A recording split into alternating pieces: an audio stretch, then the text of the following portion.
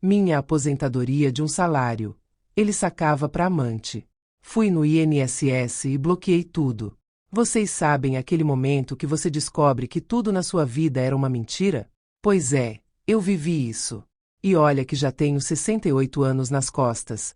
Achei que já tinha visto de tudo nessa vida. Mas não, gente. Não estava preparada para o que ia descobrir naquele dia fatídico de março. Era uma quarta-feira, me lembro como se fosse hoje. O céu estava nublado, tinha aquele cheiro de chuva no ar, e eu sem imaginar que minha vida ia virar de cabeça para baixo em questão de horas. Meu nome é Helena, e essa é a história de como meu marido de 42 anos de casamento, o Marcelo, resolveu transformar minha aposentadoria no salário da amante dele. Isso mesmo que vocês entenderam. 42 anos. Minha gente. 42 anos de casamento, 3 filhos criados, netos para todo lado, e o homem lá, sacando minha aposentadoria todinha para sustentar uma piriguete que tem idade para ser filha dele. E quando digo todinha, é porque realmente era quase tudo. Ele deixava uns míseros R$ 200 na conta e levava o resto. Enquanto isso, eu aqui passando aperto, cortando remédio ao meio, comendo arroz com ovo porque não tinha dinheiro para uma carne decente. Sabe o que é pior? É que eu trabalhei 40 anos da minha vida. 40 anos. Comecei a trabalhar com 15 anos de idade numa fábrica de roupas.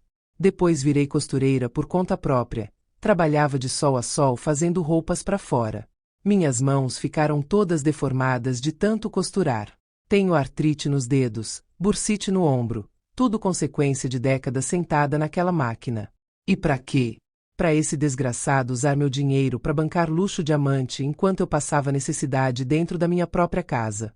Antes de continuar, se você tá gostando dessa história, se inscreve no canal e compartilha esse vídeo com as amigas.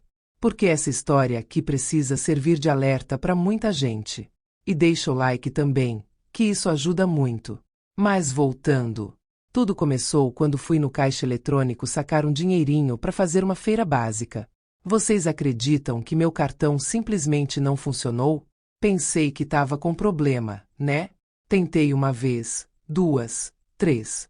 Nada. Aquela mensagem horrível de saldo insuficiente aparecendo na tela. Fiquei sem entender porque minha aposentadoria tinha caído fazia 2 dias. Eu tinha visto o dinheiro entrando na conta pelo aplicativo do banco que minha neta me ensinou a usar. Como assim saldo insuficiente? Fui direto pro banco ver o que estava acontecendo. Na fila, fiquei ali pensando nas possibilidades. Será que tinha sido roubada? Será que alguém tinha clonado meu cartão? Minha cabeça fervilhava de preocupação. Aquele dinheiro era tudo que eu tinha para passar o mês. Gente, sem ele, como ia comer? Como ia comprar meus remédios? Quando chegou minha vez, sentei na frente de um rapaz jovem, devia ter uns 20 e poucos anos. Expliquei a situação, disse que meu cartão não estava funcionando. Ele pediu meus documentos, digitou ali no computador, e foi aí que a cara dele mudou completamente. Aquela expressão de surpresa misturada com constrangimento. Ele olhou para mim, depois para o computador, depois para mim de novo. Dona Helena, ele falou devagar, como se estivesse escolhendo cada palavra com cuidado. A senhora autorizou alguém a fazer saques da sua conta. Eu gelei na hora. Que história era aquela? Como assim, moço? Perguntei, já sentindo um frio na barriga. Não autorizei ninguém. Por quê? Ele respirou fundo e virou a tela do computador para mim. Aí ele me mostrou. Gente, todos os meses, no dia que caía minha aposentadoria, tinha um saque de quase todo o dinheiro. Deixavam só uns trocados, tipo R$ 200, e levavam o resto todinho. E olha que minha aposentadoria não é lá essas coisas, é um salário mínimo e meio só, mas pro Marcelo dar pra amante dele tava bom demais, né? O rapaz foi mostrando mês por mês. Janeiro, saque de R$ 1.200. Fevereiro, 1.300. Março, abril, maio. Todos os meses a mesma coisa. 5 anos de saques. 5 anos. Fiz as contas ali mesmo, com a ajuda do moço. Deu mais de R$ 70 mil. R$ 70 mil que tinham saído da minha conta ao longo de 5 anos. Gente, vocês têm noção do que eu poderia ter feito com esse dinheiro? Poderia ter reformado minha casa que tá caindo aos pedaços. Poderia ter comprado um carro usado para não depender de ônibus. Poderia ter juntado uma poupança para emergências. Mas não, tava tudo indo para amante do meu marido. O pior é que começou a fazer sentido muita coisa. Nos últimos anos, o Marcelo sempre dizia que o dinheiro tava curto, que a vida tava cara, que tinha que economizar. E eu lá, besta, acreditando. Economizava em tudo. Parei de comprar roupa, parei de ir no salão, parei até de comprar os remédios direito. E ele pegando meu dinheiro todinho para dar para outra. Perguntei pro moço do banco quem estava fazendo os saques. Ele olhou no sistema e falou que era através de uma procuração que eu tinha dado. Procuração? Eu nunca dei procuração para ninguém na minha vida. Ou melhor, dei sim. Pro Marcelo. Há uns 5 anos atrás, quando fiz uma cirurgia da vesícula e fiquei internada. Ele me pediu para assinar uns papéis dizendo que era para ele poder pagar as contas enquanto eu estava me recuperando. Lembro até hoje daquele dia. Eu estava deitada na cama do hospital, ainda meio grogue da anestesia, e ele apareceu com os papéis. Disse que era urgente, que as contas estavam vencendo, que precisava resolver logo. Na hora, com aquela cara de anjo dele, todo preocupado comigo, eu assinei sem nem ler direito. Confiava nele, né? 42 anos de casamento, 3 filhos, sempre foi um marido presente, trabalhador. Pelo menos era o que eu achava. Pensei que ele ia usar a procuração só naquele momento e depois devolver. Pensei que ele ia cancelar assim que eu saísse do hospital. Que inocente eu fui, minha gente. Que inocente e idiota. O funcionário do banco me explicou que com aquela procuração, o Marcelo tinha acesso total à minha conta. Podia sacar, transferir, fazer o que quisesse. E foi exatamente o que ele fez. Durante 5 anos. 5 anos ele estava me roubando e eu nem desconfiava. Pedi pro moço imprimir todos os extratos dos últimos 5 anos. Saí de lá com um calhamaço de papéis na mão, cada página uma prova da traição e do roubo. Saí do banco tremendo, não sei se de raiva ou de tristeza. Acho que dos dois. Sentei num banco na praça em frente e fiquei lá, olhando aqueles papéis, chorando. As pessoas passavam e olhavam, mas eu não me importava. Meu mundo tinha acabado de desabar. Não era só a questão do dinheiro, entendem? Era a traição. Era perceber que o homem que dormia do meu lado há mais de 4 décadas era um estranho.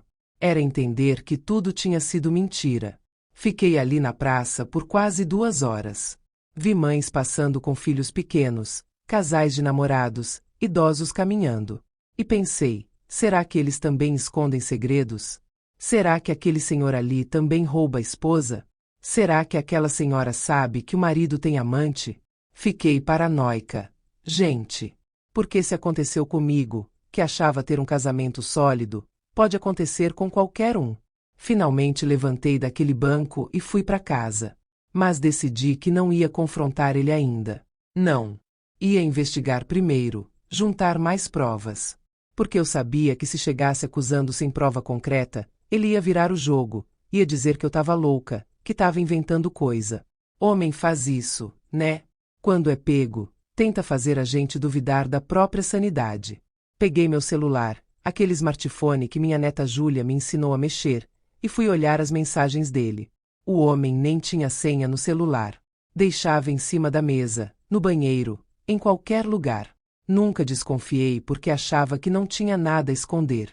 Achava que era sinal de confiança, de transparência. Na verdade, era só arrogância mesmo. Ele achava que eu era burra demais para desconfiar, velha demais para descobrir. Abri o WhatsApp dele e comecei a fuçar. Passava pelas conversas normais, o grupo da família, conversas com os filhos, com os amigos. Tudo normal. Tudo inocente. Até que vi uma conversa com um nome que não conhecia, Patrícia. Coração já disparou. Abri a conversa e... Meu Deus do céu! Meu mundo desabou de vez. E foi aí que meu mundo desabou de vez. Tinha mensagens para uma tal de Patrícia. Mensagens de amor. Gente. Mensagens que eu nunca recebi dele, nem quando éramos namorados. Bom dia, meu amor. Já acordou? Tô com saudade de você. Queria estar aí te abraçando agora. E eu aqui, morando na mesma casa que ele, dormindo na mesma cama, e o homem mandando mensagem romântica para outra. Continuei lendo.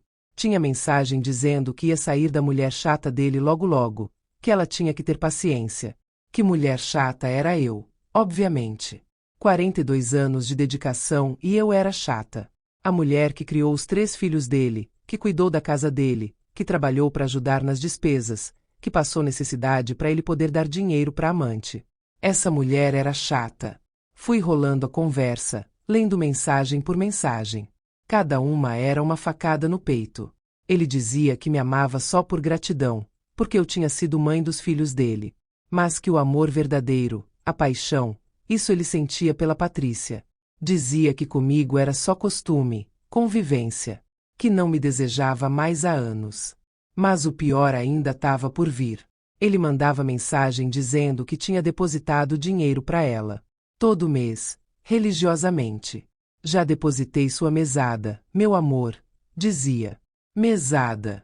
Ele dava mesada para amante com o meu dinheiro, com a minha aposentadoria suada, com o dinheiro que eu ganhei costurando durante 35 anos, destruindo minhas mãos, minha coluna, minha saúde. E sabe o que mais me deixou revoltada? Tinha foto dela usando roupas caras, em restaurantes chiques, viajando. Vi foto dela num resort em frente à praia, toda produzida, com aquele sorriso de quem tá aproveitando a vida. Legenda: obrigada, meu amor, por me proporcionar isso. Tudo com o meu dinheiro. Enquanto isso, eu aqui remendando roupa velha porque não tinha dinheiro nem para comprar uma blusa nova. Comendo arroz e ovo porque a feira tava cara. Cortando o remédio da pressão ao meio para durar mais porque não dava para comprar todo mês. Deixando de ir no médico porque o copagamento era caro demais. Tinha foto dela num salão de beleza, fazendo cabelo, unhas, aquelas coisas todas. Foto em loja de roupa, com sacola de marca famosa. Foto em restaurante caro, com aqueles pratos pequenos e chiques. E eu? Fazia 5 anos que não pisava num salão. Cortava meu próprio cabelo em casa. Minhas roupas eram todas velhas, algumas com mais de 10 anos de uso. E quando saía para comer, o que era raríssimo, era num boteco barato do bairro. E olha que eu trabalhei a vida inteira, viu? Trabalhei 35 anos como costureira. Comecei com 15 anos, numa época em que menina pobre não estudava, ia logo trabalhar. Trabalhei numa fábrica de roupas até os 25, depois abri meu próprio negócio em casa. Passava o dia todo naquela máquina de costura velha que minha mãe me deixou de herança. Acordava às 5 da manhã para dar conta das encomendas, passava o dia todo costurando, só parava quando escurecia e não dava mais para ver direito. Costurava para fora, pegava serviço de loja, fazia roupa sob medida para freguesas do bairro. Tudo para ajudar nas despesas de casa, para criar os 3 filhos com dignidade, para dar a eles o que eu não tive. E consegui, viu? Meus 3 filhos se formaram. O Guilherme é engenheiro, a Mariana é professora, o Tiago é administrador. Tudo graças ao meu suor. Porque a aposentadoria do Marcelo sempre foi michuruca, era eu quem segurava as pontas financeiramente. Minhas mãos ficaram todas deformadas de tanto costurar. Tenho artrite nos dedos, os nós todos inchados. Bursite no ombro de tanto fazer movimento repetitivo. Problema na coluna de ficar sentada horas a fio na mesma posição. Tudo consequência de décadas sentada naquela máquina. E para quê? Para ter uma aposentadoria digna na velhice, para descansar depois de tanto trabalho. E esse desgraçado tava usando meu suor para bancar luxo de amante. Tava pegando fruto de décadas de trabalho árduo e dando de presente para uma vagabunda qualquer. Fiquei sentada ali na sala, com o celular dele na mão, chorando que nem uma criança. Não era só a traição, entendem? Não era só o dinheiro. Era a sensação de ter sido feita de trouxa durante tanto tempo. Era perceber que aquele homem que dormia do meu lado há mais de 4 décadas não tinha o mínimo respeito por mim. Que eu era só uma conveniência, alguém para cuidar da casa, para fazer comida, para lavar roupa. Enquanto o amor, a paixão, o dinheiro, tudo isso ele guardava para outra. Chorei tanto que fiquei com dor de cabeça. Daquelas dores terríveis que dá quando a gente chora demais. Minha pressão subiu, senti meu coração acelerado, pensei até que ia passar mal. Tive que tomar um calmante que tinha guardado em casa, daqueles que o médico tinha receitado quando minha mãe morreu. Tomei o remédio, deitei no sofá e fiquei lá, olhando pro teto, tentando processar tudo aquilo. Lembrei de tanta coisa, gente. Lembrei de quando conheci o Marcelo. Eu tinha 26 anos, ele 23. Era bonito, trabalhador, educado.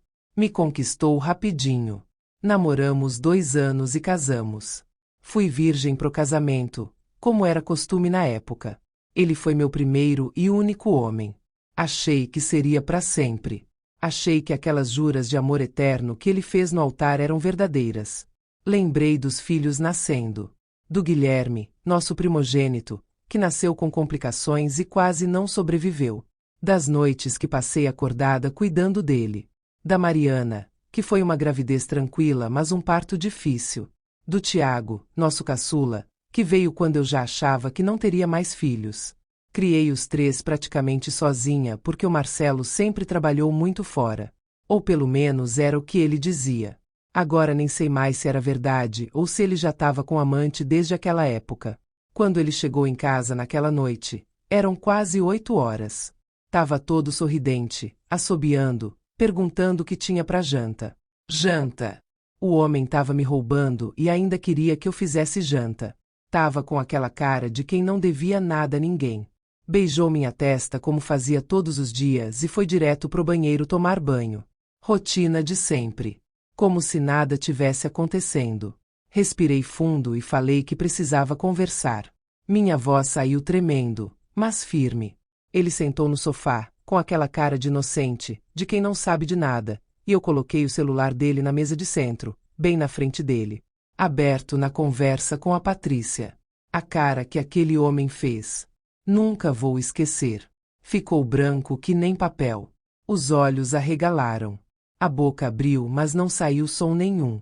Tentou pegar o celular da minha mão, mas eu não deixei. Afastei o celular e comecei a ler as mensagens em voz alta, uma por uma.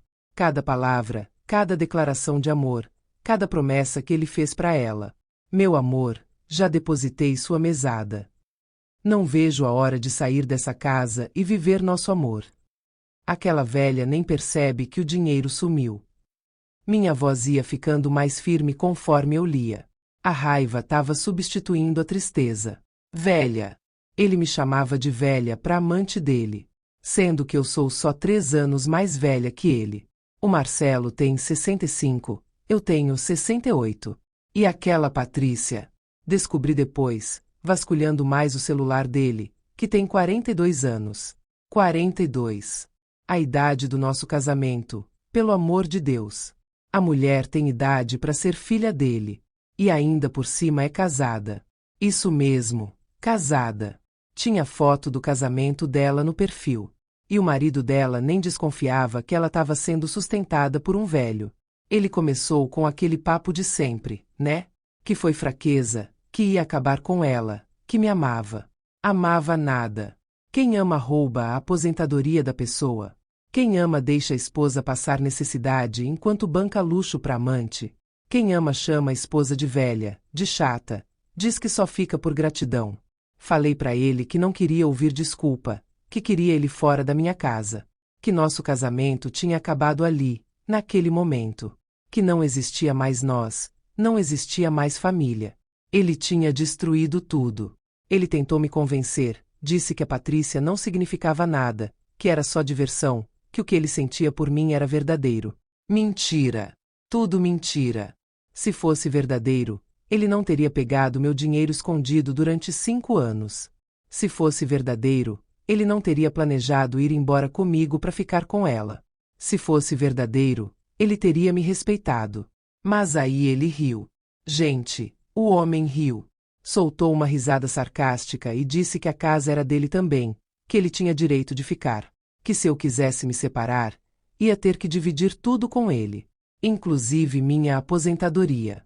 Disse que ia pedir pensão alimentícia, que tinha direito porque sempre contribuiu com as despesas da casa. Disse que ia ficar com metade de tudo, que ia me deixar na miséria. Vocês acreditam numa coisa dessas? O homem me rouba durante 5 anos e ainda ameaça me deixar na miséria. Foi nessa hora que percebi que não podia simplesmente chorar e aceitar.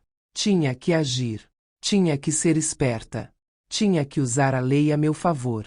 Porque se dependesse só da boa vontade dele, eu ia ficar sem nada. Ia perder meu dinheiro, minha dignidade, tudo. Então fingi que estava tudo bem. Fingi que ia aceitar a situação, que a gente ia conversar com calma no dia seguinte. Ele relaxou, achou que tinha me convencido, que eu ia engolir tudo e continuar como se nada tivesse acontecido. No dia seguinte, bem cedinho, peguei todos os documentos que tinha e fui no INSS. Nem dormi direito de tanta raiva. Fiquei a noite toda pensando em como ia resolver aquilo.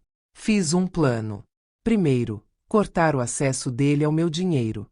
Segundo, reunir provas. Terceiro, processar. Quarto, expulsar ele de casa. Tudo bem planejadinho, tudo friamente calculado. Se ele queria guerra, ia ter guerra. Cheguei no INSS às 7 da manhã. Já tinha fila, mas consegui pegar uma senha boa. Fiquei lá esperando, nervosa, ansiosa, com medo de estar fazendo errado. Mas ao mesmo tempo determinada. Não ia deixar aquele homem continuar me roubando. Não ia ser trouxa mais uma vez. Quando chegou minha vez, sentei na frente de uma moça jovem, devia ter uns 30 anos. Cabelo preso, óculos, cara de quem estava cansada mas ainda se importava com as pessoas. Ela me cumprimentou com um sorriso e perguntou em que podia ajudar. Comecei a contar, devagar no início, com vergonha. Mas conforme ia falando, as palavras foram saindo mais fácil. Contei tudo. Absolutamente tudo. Mostrei os extratos do banco que tinha trazido, as mensagens do celular que tinha imprimido em casa, tudo. Mostrei foto por foto, mensagem por mensagem. A moça foi ficando cada vez mais séria conforme ia lendo. Em determinado momento, vi os olhos dela marejarem. Ela tirou os óculos, limpou os olhos e disse: Dona Helena, a senhora não é a primeira que vem aqui com essa história. E infelizmente não vai ser a última. Mas saiba que a senhora fez certo em vir. A gente vai resolver isso hoje mesmo. A solidariedade daquela moça, que nem me conhecia, me deu força. Senti que não estava sozinha. Ela me explicou que eu podia revogar aquela procuração na hora. Que minha aposentadoria era minha, que ninguém tinha direito de ficar mexendo nela sem minha autorização.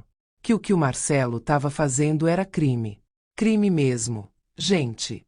Apropriação indébita de valores. Ela falou também de violência patrimonial contra a mulher idosa, que é protegida por lei. Que eu tinha todos os direitos garantidos e que o Estado ia me proteger. Me orientou a fazer um boletim de ocorrência também, na hora, ali mesmo. Disse que tinha uma delegacia especializada no atendimento à mulher que funcionava ali perto. Que eu devia ir lá depois de resolver tudo no INSS.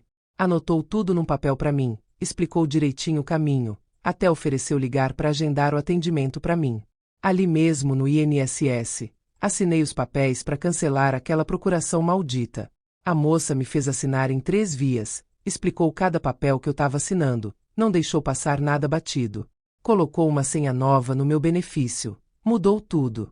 Disse que em 48 horas o Marcelo não ia mais conseguir acessar nada. Nada mesmo. Que qualquer tentativa dele de sacar seria bloqueada automaticamente e ela seria notificada. E me orientou a ir no banco também para fazer o mesmo lá. Disse que era importante fazer nos 2 lugares para garantir que ele não tivesse acesso por nenhuma brecha. Me deu até um papel oficial do INSS para levar no banco, comprovando o cancelamento da procuração. Disse que com aquele papel, o banco era obrigado a cancelar o acesso dele imediatamente, sem enrolação. Saí de lá e fui direto na delegacia. A moça do INSS tinha ligado para agendar. Então fui atendida rapidinho. Entrei numa sala onde tinha uma delegada, uma mulher de uns 40 e poucos anos, séria mas acolhedora. Ela me ofereceu água, me fez sentar numa cadeira confortável e disse: Fique à vontade, Dona Helena. Vamos resolver isso juntas. E gente, eu desabei. Chorei tanto naquela sala. Acho que foi ali que caiu a ficha de verdade, sabe? Que percebi a gravidade de tudo o que tinha acontecido. Fiz o boletim de ocorrência contando tudo o que tinha acontecido. A delegada foi muito atenciosa, me perguntou cada detalhe, anotou tudo com cuidado. Pediu cópia dos extratos bancários, das mensagens do celular. Tirou foto de tudo. Disse que ia abrir uma investigação completa. Que ia intimar o Marcelo para prestar depoimento. Que ia investigar também a Patrícia, porque ela poderia ser considerada cúmplice no crime. Me disse que provavelmente o Marcelo ia ter que devolver tudo que pegou indevidamente. Tudo, viu? 5 anos de roubo. Mais de 70 mil reais com correção monetária e juros. Explicou que mesmo que ele não tivesse dinheiro para pagar de uma vez, ia ter que pagar parcelado, descontando da aposentadoria dele. E que além disso, eu poderia pedir indenização por danos morais. Afinal, eu tinha sido lesada não só financeiramente, mas emocionalmente também. A delegada me orientou também a procurar uma advogada especializada em direito de família. Disse que eu ia precisar entrar com ação de divórcio e que seria bom ter alguém que me representasse bem. Me deu até alguns nomes de advogadas que trabalhavam com preços acessíveis e algumas que faziam atendimento gratuito para mulheres em situação de vulnerabilidade. Anotei tudo direitinho. Depois da delegacia, fui no banco. Chegou lá, pedi para falar com o gerente. Era o mesmo moço que tinha me atendido no dia anterior. Ele já estava esperando por mim. A moça do INSS tinha ligado avisando. Levei o papel oficial do INSS e disse que queria cancelar toda e qualquer procuração imediatamente. Queria mudar as senhas, bloquear tudo. Não queria correr mais nenhum risco. O gerente foi super solícito. Cancelou a procuração ali na hora, mudou todas as senhas, até me sugeriu abrir uma conta nova, só para garantir. Disse que era melhor começar do zero, sem nenhum vínculo com a conta antiga. E foi o que fiz. Abri uma conta nova em outro banco, pedi para transferir minha aposentadoria para lá. Fechei a conta antiga completamente. Não queria mais nada daquele banco onde o Marcelo tinha me roubado durante 5 anos. O gerente ainda me alertou sobre golpes. Disse que era comum golpistas se aproveitarem de idosos, que eu devia ter muito cuidado, que nunca desse minha senha para ninguém, nem para filho, nem para neto, que o banco nunca pede senha por telefone ou mensagem, que se alguém pedisse, era golpe na certa. Agradeci as orientações. Percebi que tinha sido ingênua demais até ali, mas não ia mais ser. Tinha aprendido da pior forma possível. Quando cheguei em casa, já eram quase 4 da tarde. O Marcelo estava lá, tranquilo, assistindo televisão como se nada tivesse acontecido. Nem sabia do furacão que tinha caído em cima dele. Nem imaginava que em poucas horas, a vida dele ia virar de cabeça para baixo. Olhei para ele ali, sentado no sofá da minha sala, na minha casa, e senti um misto de raiva e nojo. Raiva por tudo que ele tinha feito. Nojo por ter dividido a cama com aquele homem durante tantos anos sem saber quem ele realmente era. Fui pro quarto sem falar nada. Abri o guarda-roupa dele e comecei a tirar tudo. Cada camisa, cada calça, cada cueca. Joguei tudo em cima da cama. Peguei 3 malas grandes que a gente tinha guardadas e comecei a arrumar as coisas dele. Dobrei tudo direitinho, até. Não por respeito a ele, mas por respeito a mim mesma. Não ia me rebaixar ao nível dele sendo desrespeitosa ou mal educada. Ia expulsar ele, mas com dignidade. Coloquei tudo na sala. As 3 malas grandes, mais 2 sacolas com sapatos e chinelos. Aí chamei ele. Marcelo, vem aqui. Ele veio, despreocupado, ainda com aquele sorriso no rosto. Quando viu as malas, o sorriso morreu. Que é isso, Helena? Disse que queria ele fora dali até o final do dia. Que nosso casamento tinha acabado. Que ele não era mais bem-vindo na minha casa. Ele começou com aquele papo de que não ia sair, que tinha direito de ficar. Aí eu mostrei o boletim de ocorrência. Falei que se ele não saísse por bem, ia sair por mal. Que a polícia já estava investigando, que ele ia responder por tudo que fez. Que já tinha cancelado a procuração no INSS e no banco, que ele não ia mais conseguir pegar um centavo meu. E que se ele não saísse até às 6 da tarde, eu ia ligar para a polícia e acusá-lo de invasão de domicílio. A cara dele mudou na hora. De arrogante, passou a desesperado. Começou a suar, a gaguejar. Tentou me agarrar, me implorou para não fazer aquilo. Disse que ia devolver o dinheiro, que ia terminar com a Patrícia, que ia fazer tudo o que eu quisesse. Mas eu já estava decidida. Falei que não queria mais nada com ele. Que nosso casamento tinha acabado ali, que ele podia ir morar com a amante dele, já que gostava tanto dela. E sabe o que aconteceu? O covarde ligou para Patrícia na minha frente, pedindo para ficar lá.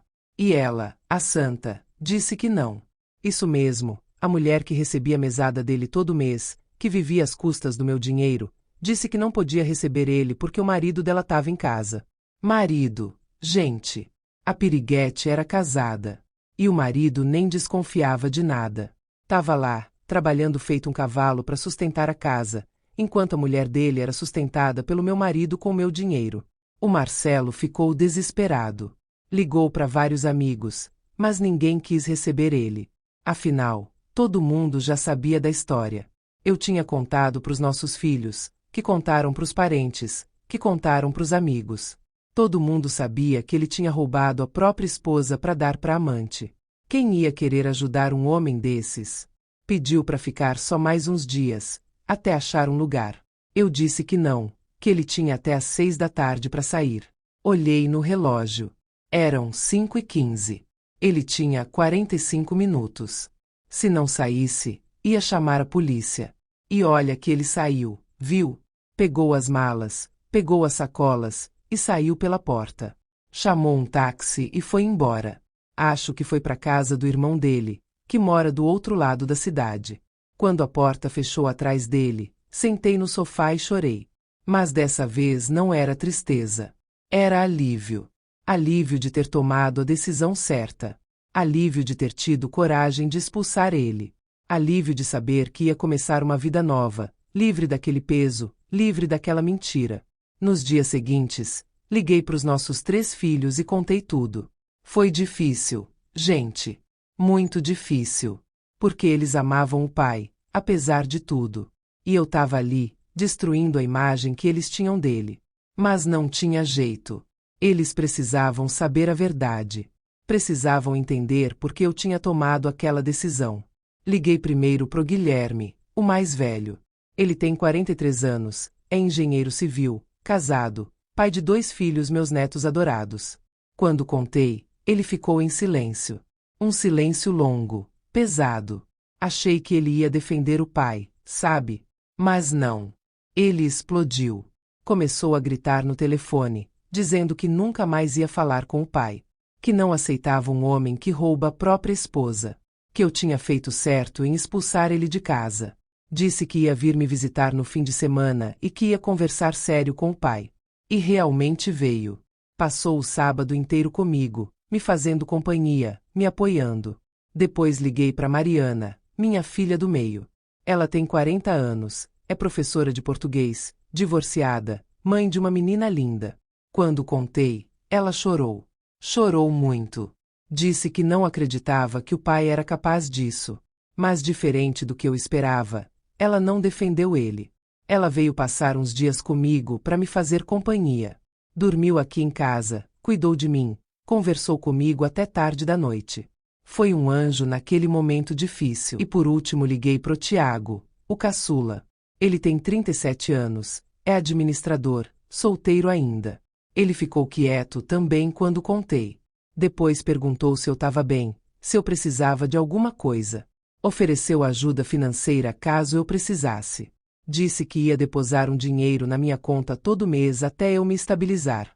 Falei que não precisava, que minha aposentadoria agora era só minha e dava tranquilo. Mas ele insistiu.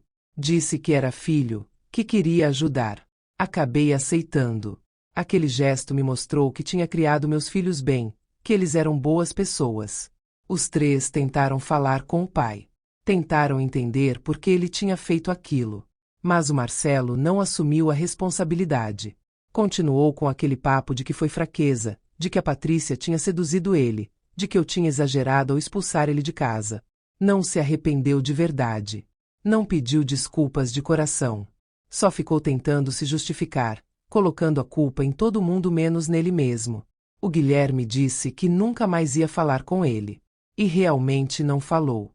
Até hoje, quase um ano depois, eles não se falam. A Mariana tentou manter contato por um tempo, mas desistiu quando percebeu que o pai continuava mentindo, continuava se fazendo de vítima. E o Tiago? O Tiago deu uma chance pro pai. Chamou ele para conversar, tentou entender. Mas quando o pai tentou fazer ele acreditar que eu era vilã da história, o Tiago se levantou e foi embora. Nunca mais voltou a falar com ele. E os netos? Gente, tenho 7 netos no total. Os 2 filhos do Guilherme, a filha da Mariana, e 4 netos da parte do Tiago. Quer dizer, não. O Tiago não tem filhos ainda. São só 3 netos então, os 2 do Guilherme e a da Mariana. E eles ficaram do meu lado também. O mais velho, que tem 15 anos, disse que o avô era um cafajeste. A menina da Mariana, que tem 12, disse que nunca mais queria ver o avô. E o menor, que tem 9, não entendeu bem o que tinha acontecido, mas percebeu que o avô tinha feito algo muito errado. Depois de uns 15 dias, chegou a primeira aposentadoria na conta nova. Gente, vocês não sabem a emoção que foi ver aquele dinheiro lá, todinho, sem ninguém para sacar. Era meu. Só meu. Depois de 5 anos sendo roubada, finalmente tinha meu dinheiro de volta. Abri o aplicativo do banco umas 10 vezes só para ver o saldo lá. Não acreditava que era real. Não acreditava que finalmente ia poder usar meu próprio dinheiro como bem entendesse. Fiquei ali sentada na cama, olhando pro celular, chorando. Mas era choro de felicidade dessa vez. De alívio. De vitória. Tinha conseguido. Tinha bloqueado ele. Tinha recuperado minha autonomia financeira. Meu dinheiro era meu de novo. Ninguém mais ia roubar de mim. Ninguém mais ia usar meu suor para bancar luxo diamante. Sabe a primeira coisa que fiz? Fui no mercado e enchi o carrinho. Mas não foi qualquer feira, não. Fui num daqueles mercados grandes, bonitos, que eu nunca entrava porque achava caro demais. Entrei lá de cabeça erguida e fui pegando tudo que tinha vontade, mas não podia. Carne boa, tipo picanha, filé ou mignon, aquelas carnes nobres que eu só via os outros comprando. Frutas importadas, tipo uva sem semente, maçã argentina, morango grande e bonito. Verduras frescas, orgânicas, daquelas que são mais caras mas fazem bem para a saúde. Comprei aqueles biscoitos gostosos, tipo biscoito recheado de marca boa, bolacha de água e sal importada, aqueles snacks saudáveis que sempre achei caro. Comprei café especial, aquele que vem moído na hora e tem um cheiro maravilhoso. Comprei chocolate, do bom, tipo chocolate belga. Comprei iogurte grego, queijo tipo brie e camembert, vinho de qualidade. Coisas que eu via na televisão, mas nunca tinha provado. Quando cheguei no caixa, a moça passou tudo e deu valor. R$ 450. Meu coração acelerou um pouco, mas aí pensei, não, Helena. Esse dinheiro é seu. Você trabalhou por ele. Você merece. Passei o cartão sem pestanejar. E sabe o que senti? Orgulho. Orgulho de mim mesma. De estar ali, gastando meu próprio dinheiro, comprando coisas boas para mim. Quando cheguei em casa, descarreguei tudo e fiquei ali admirando. Minha geladeira estava cheia pela primeira vez em 5 anos. Cheia de coisa boa, de qualidade.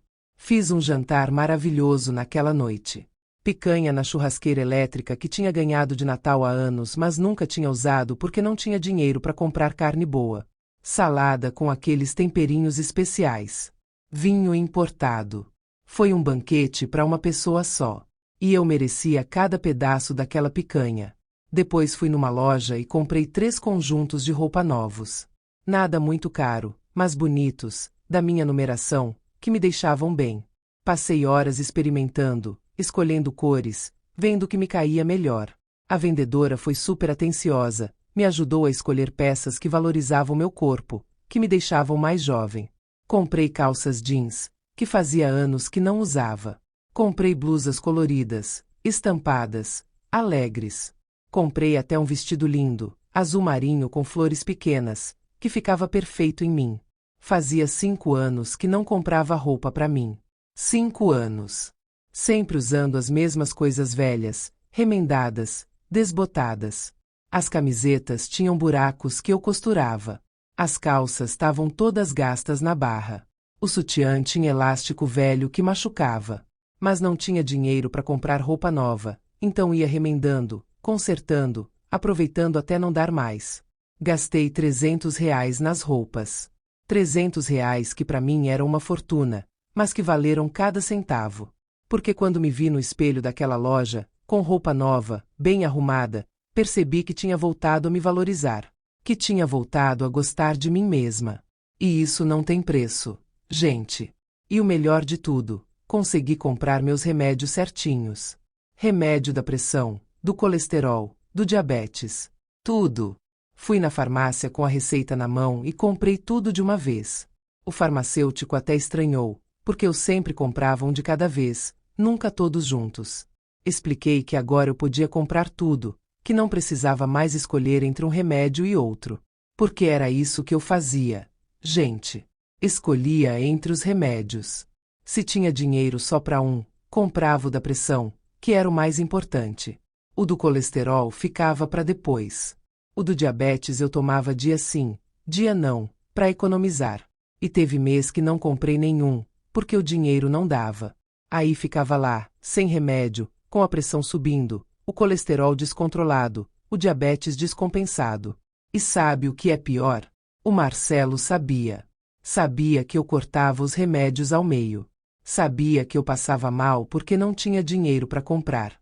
E mesmo assim continuava pegando minha aposentadoria para dar para amante. Preferia ver eu doente, correndo o risco de ter um infarto ou um AVC, do que deixar de dar dinheiro para Patrícia. Isso é o que mais me revolta até hoje. Agora não precisava mais cortar comprimido ao meio, não precisava mais ficar pulando o dia para economizar. Podia tomar meus remédios certinhos, todos os dias, nos horários corretos, nas doses corretas. Isso não tem preço. Gente. Saúde não tem preço. E finalmente eu tinha condições de cuidar da minha saúde direito. Enquanto isso, o processo contra o Marcelo estava correndo. A advogada que peguei, uma moça muito competente que a Mariana me indicou, disse que o caso era forte, que tinha provas demais contra ele. Os extratos do banco, as mensagens, tudo comprovava o crime. O Marcelo tentou entrar em contato várias vezes. Mandava mensagem, ligava, pedia para conversar. Mas eu bloqueei ele de tudo. WhatsApp, telefone, tudo. Não queria mais saber dele. A advogada disse que era melhor assim mesmo, que qualquer contato podia atrapalhar o processo. Um dia, ele apareceu na porta de casa. Tocou a campainha insistentemente, mas eu não abri. Fiquei lá dentro, quietinha, até ele ir embora. Não tinha mais nada para falar com aquele homem. Ele tinha destruído 42 anos de história, tinha me humilhado, tinha me roubado. Não merecia nem meu olhar. Sabe o que descobri depois? Que a Patrícia tinha dado um pé na bunda dele também. Isso mesmo. Quando ela soube que ele não tinha mais acesso ao meu dinheiro, que não podia mais dar mesada para ela, simplesmente sumiu. Bloqueou ele de tudo e voltou pro marido dela. O Marcelo ficou sem casa, sem esposa, sem amante e sem dinheiro. Tava morando num quartinho alugado, trabalhando de bico porque a aposentadoria dele não dava para nada. Afinal, ele sempre viveu às custas da minha. Pois é, né? Quem planta vento colhe tempestade. Depois de uns 3 meses, saiu a primeira decisão judicial. O juiz determinou que o Marcelo tinha que devolver tudo que pegou indevidamente. Tudo mesmo. Os 5 anos de saques. A advogada calculou tudo direitinho, com correção monetária e juros. Deu um valor considerável. Obviamente ele não tinha como pagar tudo de uma vez. Então o juiz determinou que ia ser descontado da aposentadoria dele. 30% todo mês até pagar tudo. Vai levar uns 10 anos, mas eu vou receber. Não é nem pela grana, sabe? É pela justiça. É para ele aprender que não se rouba ninguém, muito menos a própria esposa. Além disso, teve a divisão de bens. A casa onde a gente morava era minha, herança da minha mãe. Então ela ficou comigo mesmo. Mas tinha umas coisas que eram dos dois, tipo carro, alguns móveis. O juiz mandou dividir tudo meio a meio. Só que aí a advogada argumentou que eu tinha sido lesada durante 5 anos, que tinha sofrido dano moral e financeiro. E o juiz concordou. Determinou que o Marcelo tinha que me pagar uma indenização por danos morais também. Mais R$ 15.000. Quando saiu essa decisão, confesso que chorei. Mas dessa vez de alegria. Era o reconhecimento de que eu tinha razão, de que fui vítima mesmo. Não estava inventando, não estava exagerando. Tinha sido roubada e humilhada, e a justiça reconheceu isso. Hoje, 6 meses depois de tudo isso, minha vida tá muito melhor. Moro sozinha na minha casa, que ficou uma delícia sem aquele peso do Marcelo por perto. Recebo minha aposentadoria todinha, pago minhas contas, faço minha feira, compro meus remédios. E ainda sobra um trocadinho para guardar. Meus filhos e netos vêm me visitar sempre. Final de semana aqui em casa tá sempre cheio. A Mariana disse que tô até mais jovem, mais bonita. Comprei umas roupinhas novas, fiz as unhas, pintei o cabelo. Tô me cuidando, sabe? Coisa que não fazia há anos. E sabe o que mais mudou? Minha autoestima. Percebi que eu valia mais do que achava. Que não precisava aceitar humilhação de ninguém, nem do próprio marido. Que meu dinheiro era meu, fruto do meu trabalho, e ninguém tinha direito de tirar isso de mim. Conheci outras mulheres que passaram por situações parecidas.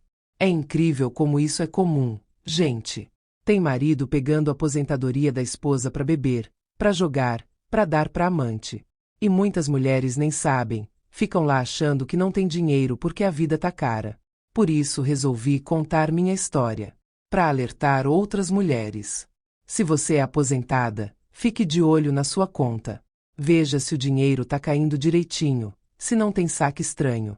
E nunca, nunca dê procuração para ninguém, nem pro próprio marido, sem entender exatamente o que tá assinando. Se você desconfiar de algo, vá no INSS imediatamente. Peça o extrato detalhado da sua aposentadoria. Veja se tem alguma procuração ativa. Se tiver e você não autorizou, cancele na hora. É um direito seu. Aquele dinheiro é seu, você trabalhou a vida inteira para ter ele. Outra coisa importante, guarde sempre seus documentos num lugar seguro que só você tem acesso. Não deixe marido, filho, ninguém ficar pegando seus documentos para resolver as coisas para você. Você é capaz de resolver suas próprias coisas, não precisa de intermediário. E se descobrir que está sendo roubada como eu fui, não tenha medo de agir. Eu sei que é difícil, principalmente quando é alguém que você confiou a vida inteira. Mas você tem que pensar em você mesma. Sua dignidade vale mais que qualquer casamento. Vá na polícia, faça boletim de ocorrência, procure um advogado. Não tenha vergonha, não tenha medo. Você é a vítima, você foi roubada. Tem todo o direito de buscar justiça. E acredite, a lei protege a gente nessas situações. O sistema funciona quando a gente procura. Sei que muita gente vai dizer que eu deveria ter perdoado, que casamento é assim mesmo, que todo mundo erra. Mas, gente, uma coisa é erro. Outra coisa completamente diferente é passar 5 anos roubando a esposa para dar o dinheiro para amante. Isso não é erro, é caráter. E eu não me arrependo de nada que fiz. Não me arrependo de ter bloqueado tudo no INSS, de ter expulsado ele de casa, de ter processado. Fiz o que tinha que ser feito. Fiz o que qualquer pessoa com um mínimo de amor próprio faria. Hoje olho para trás e vejo o que deveria ter percebido antes. Os sinais estavam todos lá. Ele chegava tarde em casa, sempre inventando desculpas. O celular vivia apitando. Ele ficava estranho quando eu perguntava da grana. Mas eu confiava, sabe? Confiava cegamente. Aprendi que confiar é bom, mas conferir é melhor. Principalmente quando se trata de dinheiro. Não é desconfiança, é cuidado com o que é seu. É zelo pelo seu suor, pelo seu trabalho, pela sua dignidade. E não tem nada de errado nisso. Às vezes me perguntam se sinto falta do Marcelo. E olha, vou ser sincera, não sinto. Sinto falta do homem que eu achava que ele era, aquele que me respeitava, que me amava, que cuidava da família. Mas esse homem nunca existiu de verdade. Era só uma máscara. O homem real é aquele que me roubou, que me traiu, que me chamou de velha para amante dele. Esse homem eu não quero nem perto de mim. E tá tudo bem. Tô melhor sozinha do que mal acompanhada, como diz o ditado. Minha rotina agora é tranquila. Acordo quando quero, tomo meu café com calma, assisto meus programas preferidos. Faço as coisas no meu tempo, sem ter que dar satisfação para ninguém. É uma liberdade que eu não tinha há muito tempo. Comecei a frequentar um grupo de convivência aqui no bairro. Tem outras senhoras da minha idade, a gente se reúne 2 vezes por semana para conversar, fazer artesanato, dançar. É muito gostoso. Fiz amizades novas, conheci histórias parecidas com a minha. Tem uma senhora lá, a dona Clarice, que passou por coisa parecida. O marido dela pegava a aposentadoria dela para jogar. Ela descobriu quando foram cortar a luz de casa porque ele não estava pagando as contas. Usava tudo no jogo. Ela também bloqueou tudo e se separou. Tem outra, a dona Fernanda, que o filho pegava a aposentadoria dela para comprar droga. Ela demorou para perceber porque o menino era muito manipulador, sempre inventava histórias. Quando descobriu, teve que tomar a decisão mais difícil da vida, denunciar o próprio filho. Ouvindo essas histórias, percebi que não tô sozinha, que tem muita mulher passando por isso e sofrendo em silêncio. Por isso acho tão importante falar sobre o assunto. Quanto mais a gente expõe, mais mulheres ficam atentas e se protegem. Uma coisa que aprendi também foi a importância de ter independência financeira. Mesmo sendo casada, mesmo morando junto, cada um tem que ter seu dinheiro e saber exatamente onde ele está e como está sendo usado. Não adianta deixar tudo na mão do outro. Hoje em dia, converso muito com minhas netas sobre isso. Digo para elas nunca dependerem financeiramente de ninguém. Que elas têm que trabalhar, ter dinheiro próprio, conta própria. Que casamento é parceria, não é dependência. E que elas precisam sempre saber onde está cada centavo do dinheiro delas. A Júlia, minha neta mais velha, ficou tão impressionada com minha história que resolveu fazer direito. Disse que quer se especializar em defender mulheres em situações como a minha. Fiquei tão orgulhosa. Pelo menos algo de bom saiu dessa situação toda. Quanto ao Marcelo, soube por alto que ele tá mal das pernas. A aposentadoria dele já era pouca, agora com os descontos que tem que pagar para mim, tá vivendo no aperto. Mas, sinceramente, não sinto pena nenhuma. Ele cavou a própria cova. Os filhos não falam mais com ele. O Guilherme tentou umas 2 vezes retomar contato, mas sempre desiste porque o pai começa com o papo de que eu que fui a culpada, que exagerei, que destruí a família. Ele não assume a responsabilidade pelo que fez. E isso me mostra que tomei a decisão certa. Um homem que não reconhece o erro, que não se arrepende de verdade, não merece ser perdoado. Perdão tem que vir acompanhado de arrependimento genuíno e mudança de atitude. Nada disso veio da parte dele. Tem gente que me pergunta se não penso em conhecer alguém novo, ter um companheiro. Olha, não tô fechada para essa possibilidade, mas também não tô procurando. Se aparecer alguém legal, com certeza vou dar uma chance.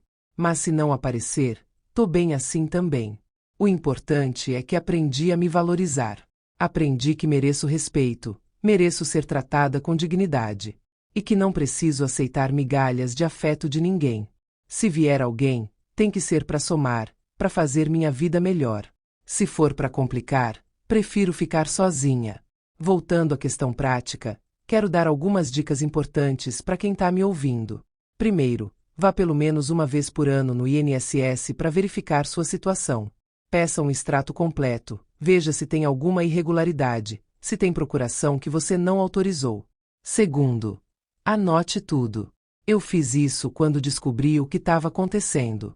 Anotei todas as datas dos saques, os valores, as mensagens que encontrei. Tudo. Isso ajudou muito no processo, porque tinha prova documental de tudo. Terceiro, não tenha vergonha de pedir ajuda. Fale com seus filhos, com algum parente de confiança, com uma amiga. Não guarde isso para você. Você vai precisar de apoio emocional e prático para enfrentar a situação. Quarto, procure orientação jurídica. Tem escritórios que fazem atendimento gratuito para idosos. Tem a Defensoria Pública também. Não deixe de buscar seus direitos por falta de dinheiro para advogado. Tem recursos disponíveis. Quinto, bloqueie tudo imediatamente. Não espere, não dê segunda chance. Vá no INSS, no banco, e cancele qualquer acesso que a pessoa tenha à sua conta. Mude senhas, mude tudo. Proteja seu dinheiro. Sexto, documente tudo. Tire foto de extratos, de mensagens, de qualquer prova que tiver.